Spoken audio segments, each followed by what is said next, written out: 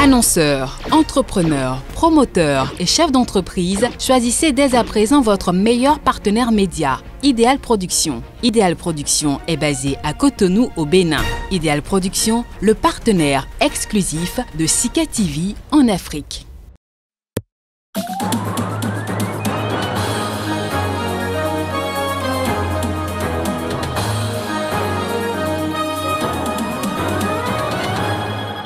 Arrestation à Brazzaville du ministre congolais sortant de l'enseignement ce mardi. Il est accusé de détournement de fonds.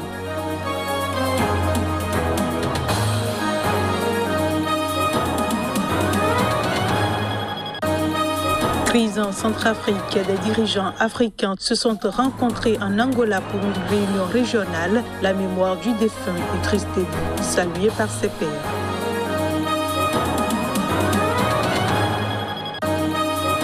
Et puis au Tchad, les rebelles promettent de marcher sur N'Djamena après la mort de Idriss Déby. Ils rejettent le conseil militaire de transition mené par son fils.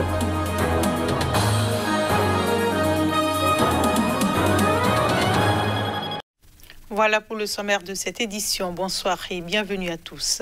Des dirigeants africains sont réunis en Angola pour une réunion régionale sur la crise en Centrafrique, pays en guerre civile depuis près de 8 ans. Une minute de silence a été observée lors du sommet en mémoire du président tchadien Idriss Déby Itno, décédé après avoir été blessé lors de combats contre des rebelles le week-end dernier. Les précisions.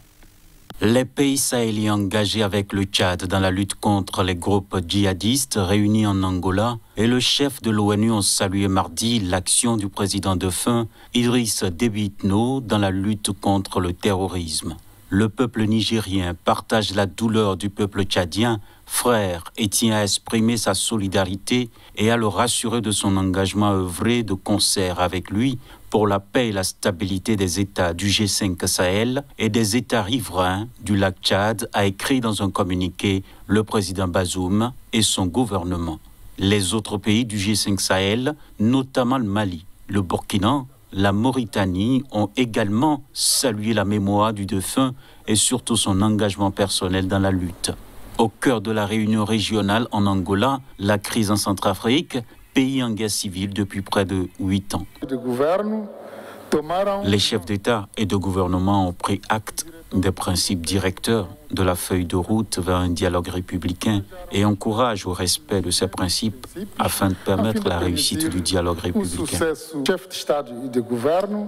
Les chefs d'État et de gouvernement ont sollicité l'importance de mettre fin à l'impunité en République centrafricaine, en traduisant en justice les auteurs de violences du droit international humanitaire et de violations des droits de l'homme, et à l'instar du Conseil de sécurité, et d'encourager les autorités nationales à mettre en place une commission vérité, justice, réparation et réconciliation. Les concertations nationales pour préparer le grand dialogue républicain annoncé par le président Faustin Archange Touadéra en mars dernier ont démarré lundi.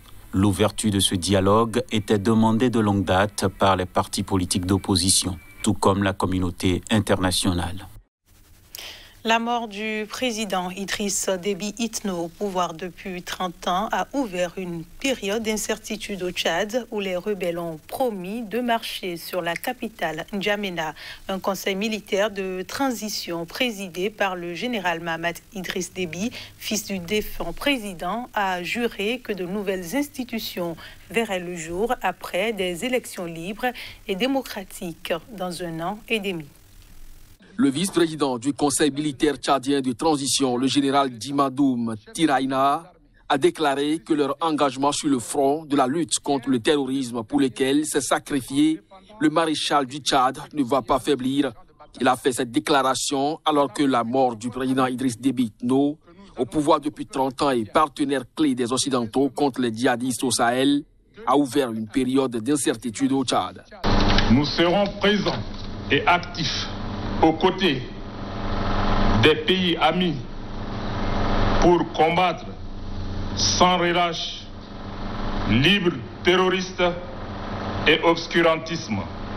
C'est bien évidemment cette préoccupation cardinale qui explique tout le sens de l'appel pressant au dialogue lancé à l'endroit de tous les compatriotes de l'intérieur et de l'extérieur.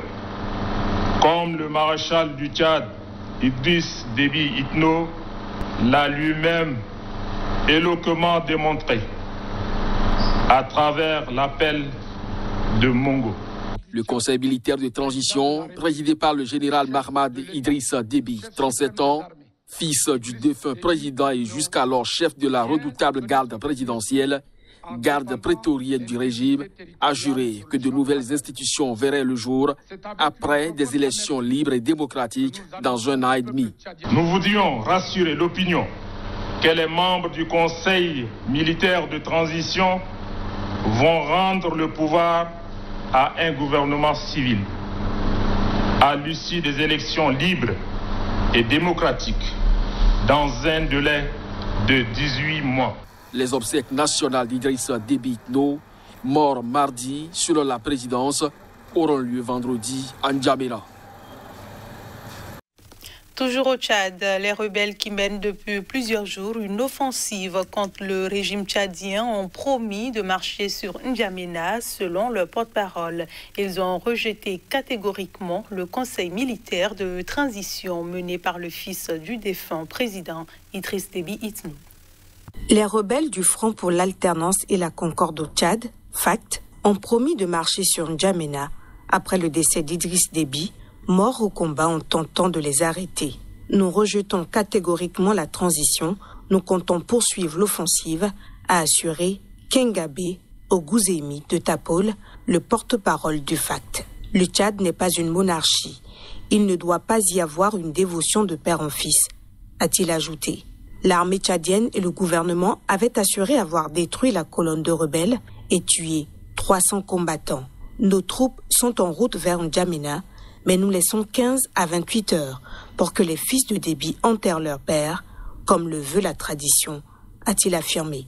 Le 11 avril, jour de l'élection présidentielle que l'ex-chef de l'État a remportée dès le premier tour, le FACT, un groupe politico-militaire tchadien, avait fait une incursion dans le nord du pays en provenance de Libye.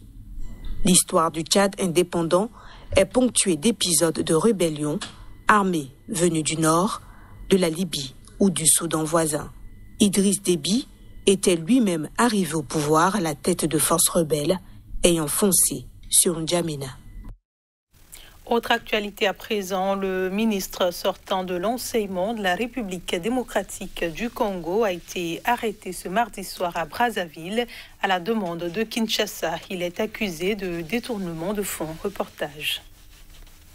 Ancien ministre de l'enseignement de la République démocratique du Congo, Willy Bakonga a été débarqué ce mardi soir d'un vol d'Air France en partance pour Paris à la demande de Kinshasa qui sollicite son extradition.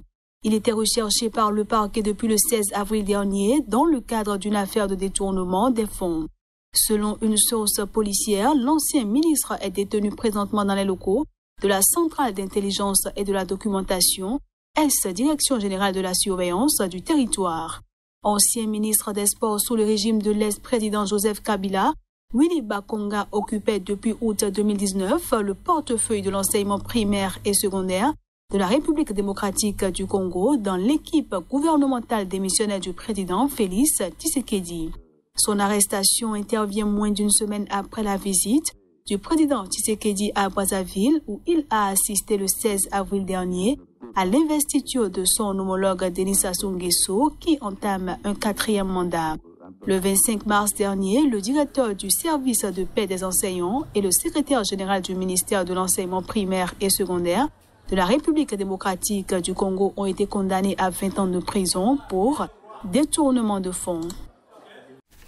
La principale formation parlementaire en Tunisie, ENADA, a accusé mardi le chef de l'État, Kais Saied, d'entraver le processus démocratique et d'avoir des tendances autoritaires. Ceci est perçu par certains observateurs comme un signe de la profondeur du conflit qui s'éternise entre les deux camps.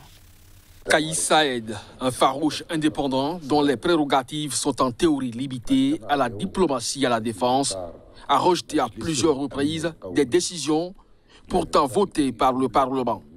Les nouvelles accusations du parti d'inspiration islamiste Ennahda interviennent après un discours dimanche de Saïed dans lequel il a estimé être commandant suprême des forces militaires, mais aussi civiles.